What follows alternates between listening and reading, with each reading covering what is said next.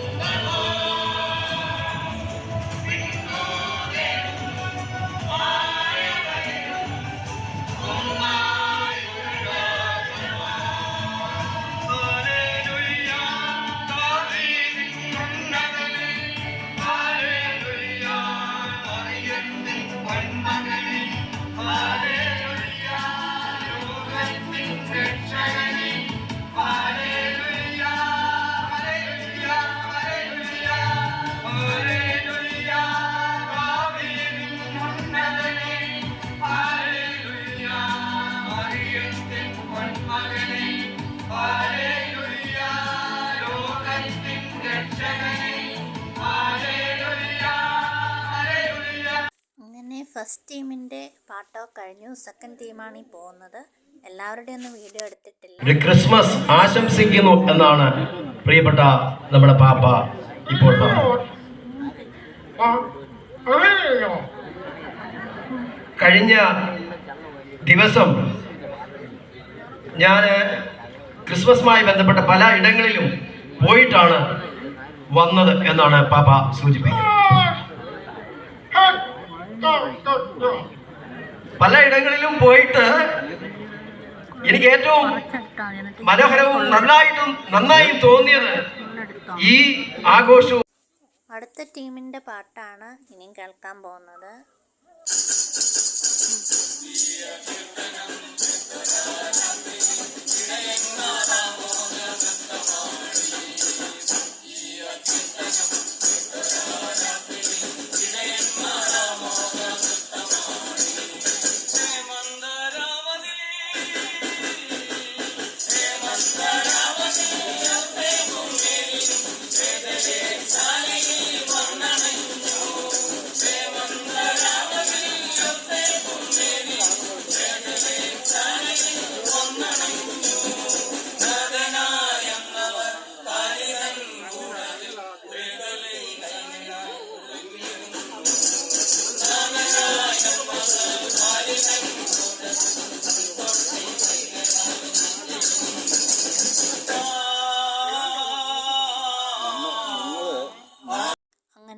കാത്തിരുന്ന് ഞങ്ങളുടെ ടീമിൻ്റെ പാട്ടിൻ്റെ സമയമായി.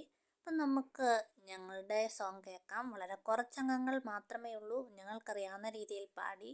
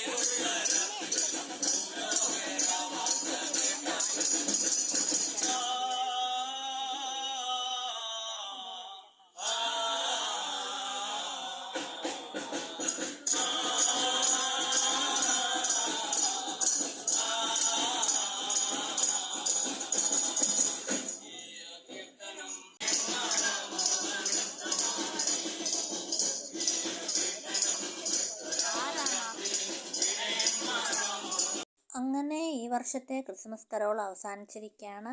അപ്പോൾ എല്ലാവർക്കും അടിപൊളി ക്രിസ്മസ് ആശംസിക്കുന്നു. Happy Christmas.